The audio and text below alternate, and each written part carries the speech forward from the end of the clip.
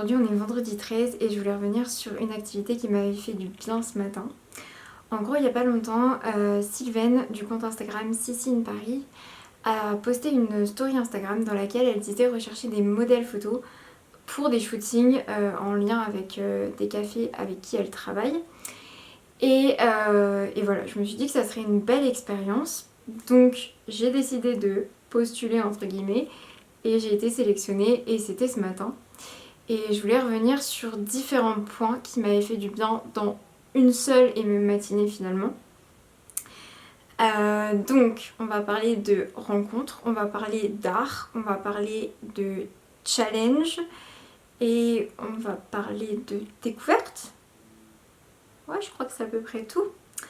Alors déjà, faut savoir que je suis quelqu'un qui est assez renfermé. J'ai pas vraiment d'amis. Et aujourd'hui, je pense que ça m'aiderait beaucoup d'avoir des personnes, de côtoyer des personnes qui aiment les mêmes choses que moi.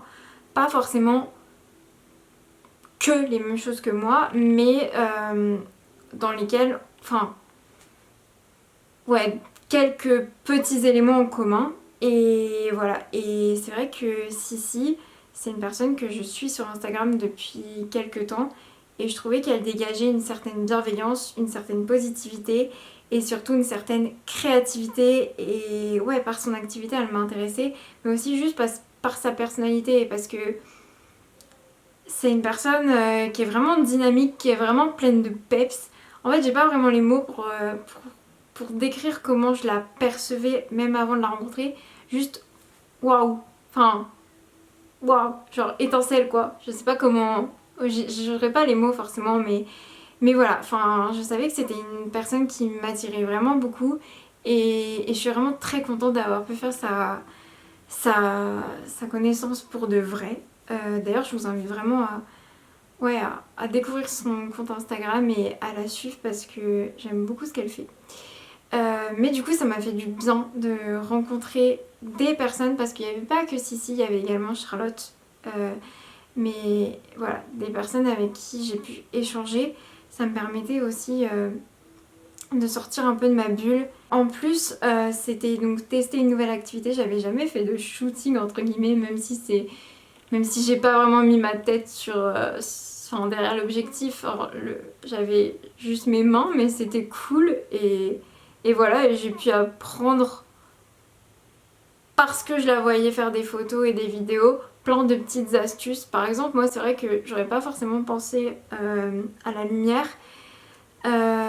mais c'est vrai que j'avais déjà remarqué que mon crème et enfin toute un peu la famille des cafés crème et etc., je mettrai la liste parce que j'avais déjà testé café crème avec ma petite soeur. C'est une ambiance assez tamisée, assez sombre. Et c'est vrai que bah, pour faire les photos, ouais, c'est pas forcément idéal. Donc on s'est mis dehors et moi, c'est pas quelque chose que j'aurais forcément pensé dès le début. Donc ça m'a permis d'avoir du recul sur ma propre pratique photographique. Voilà. Donc c'était cool aussi. Puis en plus, elle m'a permis de prendre aussi des petits plans à la fois de vidéos et à la fois de photos, donc c'était sympa aussi parce que bah, ça alimentera la chaîne YouTube et puis ouais, c'est toujours cool de pratiquer et moi j'aime beaucoup la photo. Je me tourne de plus en plus vers cet art parce que je trouve qu'on peut faire plein de choses avec un appareil photo. Ça m'a permis aussi de me dire, attends, si tes mains elles doivent être derrière un objectif, elles doivent être impeccables, donc de ne plus me ronger mes ongles.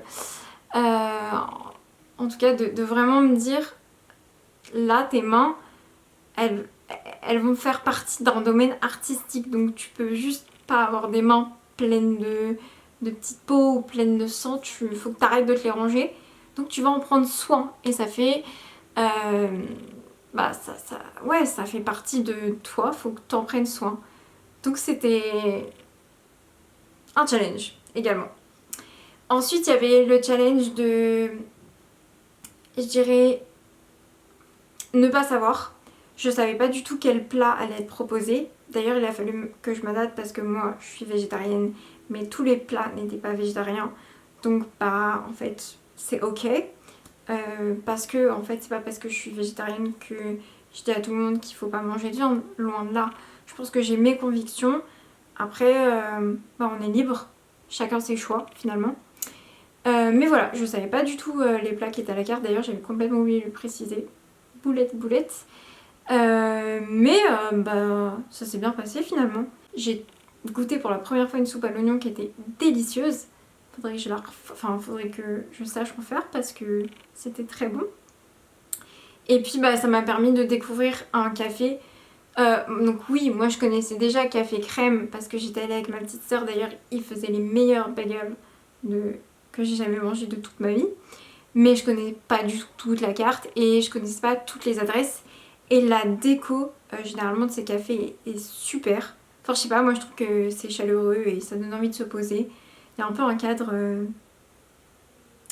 confort, je dirais. Chaleureux, réconfortant. Et voilà, et c'était un challenge de se dire, en fait, tu vas juste faire une activité que tu n'as jamais faite avec des personnes que tu n'as jamais vues pour de vrai. Mais en tout cas, ouais, c'était très très cool de voir que... En fait, je pense que la dimension que je retiens le plus, c'est les rencontres et le lien. Et de me dire que, en fait, j'ai pas à avoir peur de rencontrer une nouvelle personne. Le monde n'est pas forcément mauvais et ça peut faire du bien. Surtout quand ces personnes, elles dégagent des choses et qui sont positives et il y a ce truc où leur personnalité colle à la mienne quoi.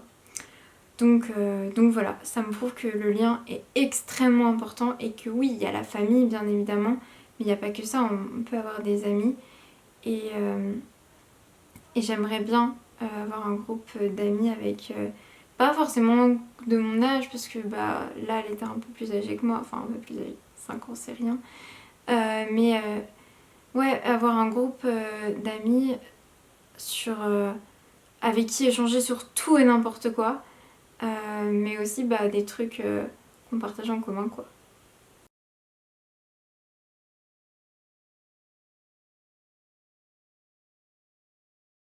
Et du coup là je suis rentrée, j'ai un cours dans 1 heure, enfin je vais donner un cours dans 1 heure, mais en attendant je vais essayer de regarder un peu les photos que j'ai faites et j'ai demandé à ma grand-mère de me ramener un carnet parce que j'ai eu ma première séance avec ma nouvelle psychologue hier et j'aimerais bien un peu écrire dedans ce dont on a parlé et puis faire un truc créatif. Ouais, enfin je sais pas. Je verrai comment j'articule ça, mais je sais qu'elle m'a demandé un peu des exercices d'une séance à l'autre et moi j'aimerais un peu rendre ce carnet, du coup faire les exercices dans ce carnet, mais le rendre un peu à mon image, donc on verra.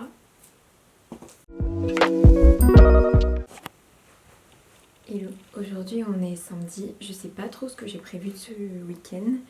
Là je pense que je vais commencer la journée il est déjà 10h30, par ranger un peu ma chambre, faire un peu du tri.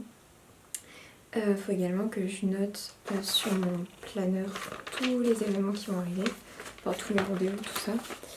Je pense que j'aimerais également finir l'exercice que j'ai commencé hier sur mon carnet et finir de lire 2 livres. Bon, c'est un petit peu ambitieux, mais en gros, donc premièrement ce livre-là, qui est assez intéressant en vrai et qui m'apprend plein de choses sur mon propre vécu. Voilà, et après ce livre-ci, que j'ai commencé il y a très longtemps et qu'il faudrait que je termine, donc qui s'appelle Pour un musée engagé. Et pour le coup, en fait ce livre, je note les choses intéressantes dans ce carnet parce que comme j'aime tout ce qui a trait à l'art et j'aime faire des musées, je me dis que c'est toujours intéressant de voir comment un musée est pensé aujourd'hui et comment en fait il y a eu toute une histoire des musées. Voilà.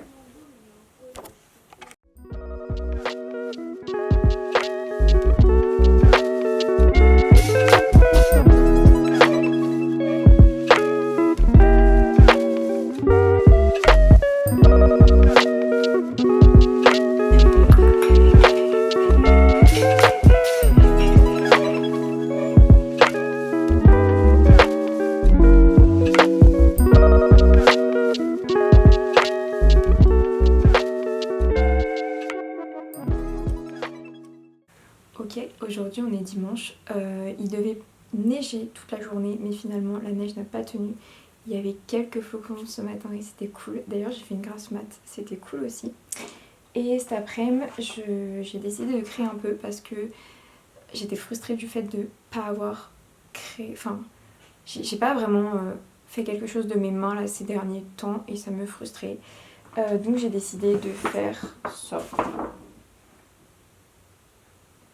Si tu peux me faire le focus, ça m'aiderait, merci. En gros, j'ai une affiche dans ma cuisine qui est assez sombre, qui a été faite au fusain et je peux plus me la voir, donc j'avais envie de la changer, sauf que j'ai pas pris les bonnes mesures, donc on verra. Mais voilà, et donc j'ai passé l'après-midi en faisant ça et en même temps j'ai écouté un podcast. Je me suis fait pratiquement tous les épisodes. Il me manque un épisode, un podcast de Livia Frécy qui s'appelle Temps libre, qui est vachement cool. Est-ce que tu peux encore me faire le focus? Non. Bref, je vous le mettrai en lien, mais j'ai adoré. Il y a vraiment un épisode où elle parle avec plusieurs filles qui aiment le café et machin, etc. Et on a vraiment l'impression d'être à côté d'elle et d'être là et d'avoir envie de se dire attends, je me joins à vous, vous me servez quoi?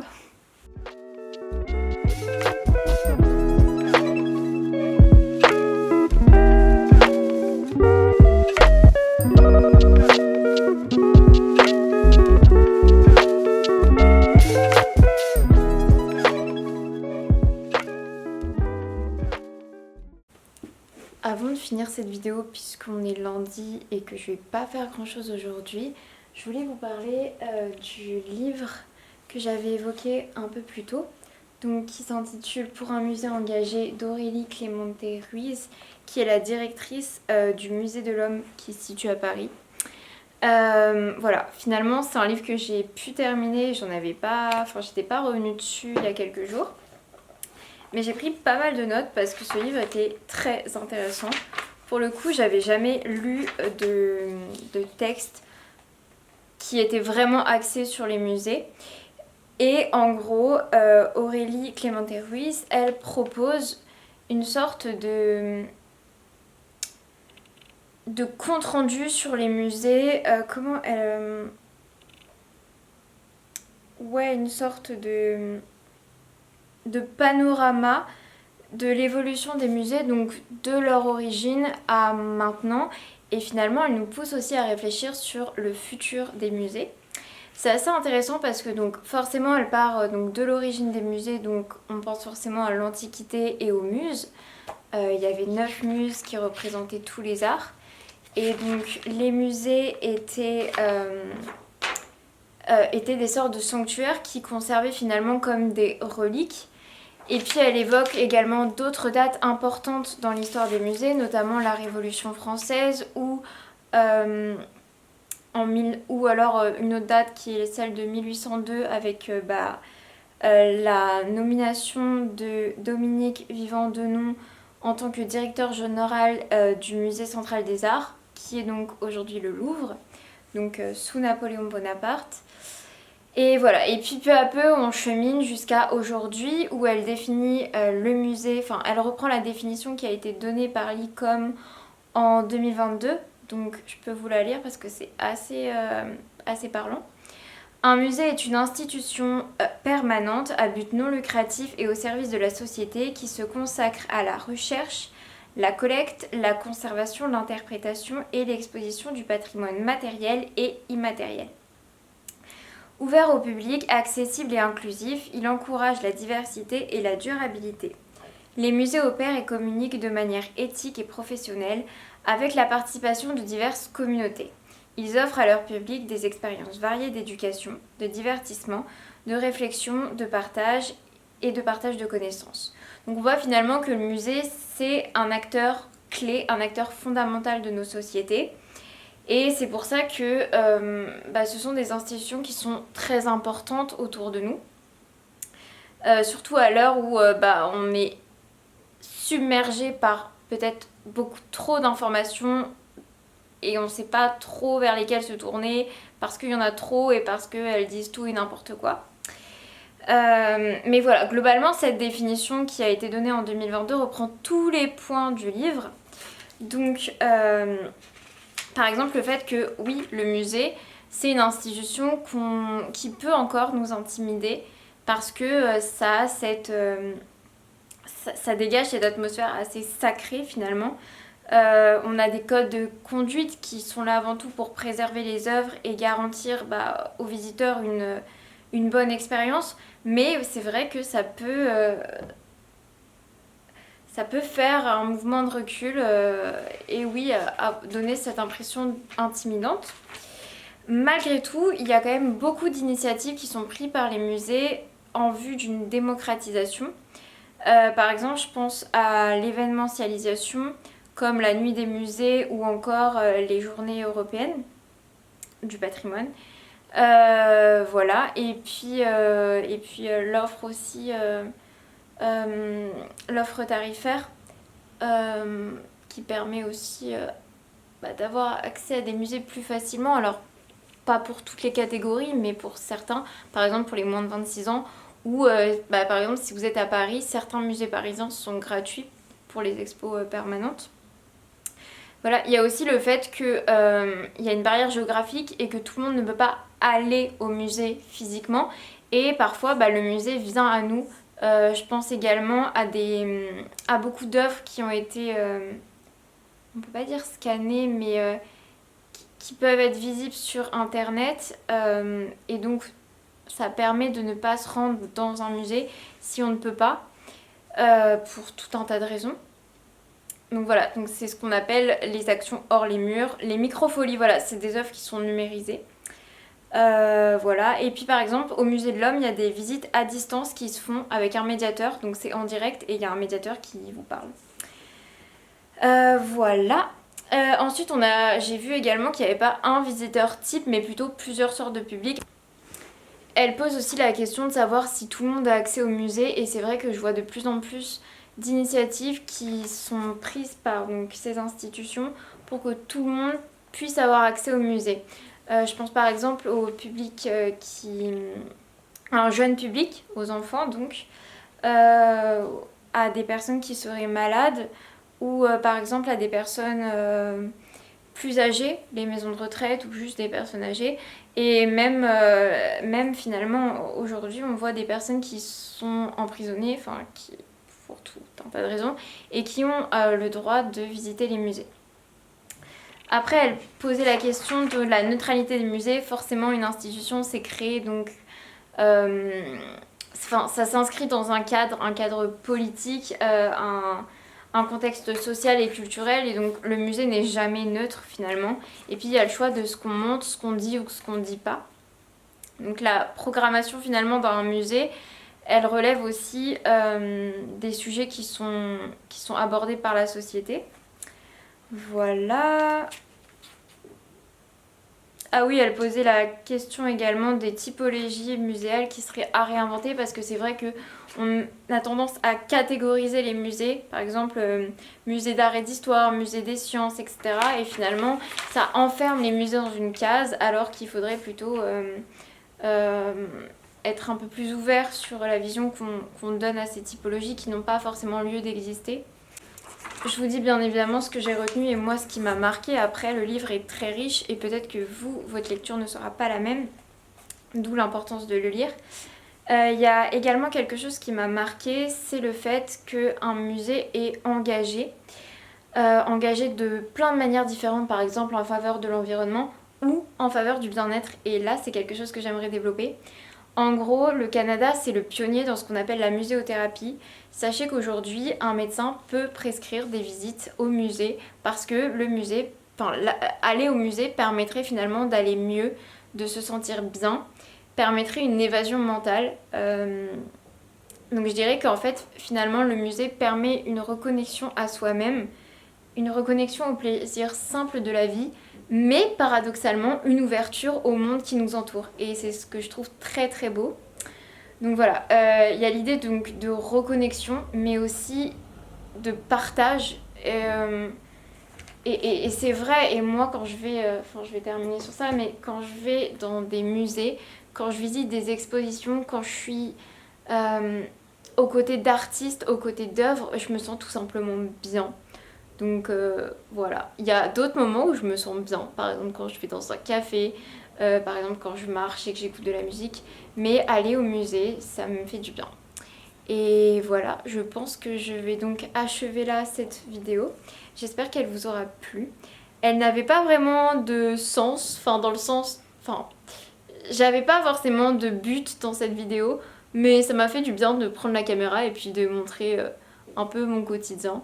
Et voilà, et je vous invite à donc me rejoindre sur mes divers réseaux sociaux et puis pour voir tout simplement ce que je fais. Et de mon côté, je vous dis à très bientôt.